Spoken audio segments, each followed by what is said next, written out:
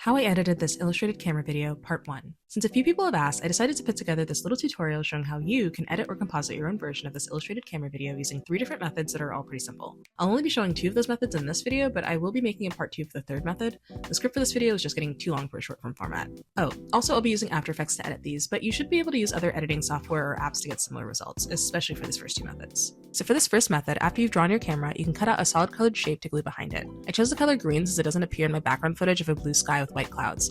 And a quick tip about filming, make sure your footage is evenly lit. You want that solid colored shape to have consistent lighting with little to no shadows. Once you've imported the footage, you can use Keylight or whatever editing tool equivalent you have to color pick and then remove just that color from the footage. Then you can just add your illustration underneath that layer and you're done.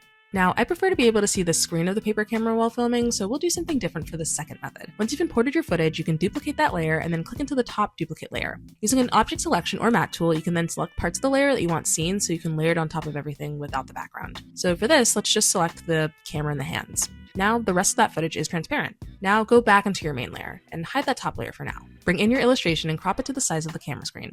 Now unhide that top layer. So you can definitely finish here, but if you want to add a fun pop-out element, you can duplicate your illustration layer and then put that duplicate layer over our top camera layer. Then, using the pen tool, you can trace around the parts of the illustration you want to overlay on top of the paper camera. I feel like doing that just makes each image a little more fun, like it's coming out of the screen. And that's part 1 of this tutorial.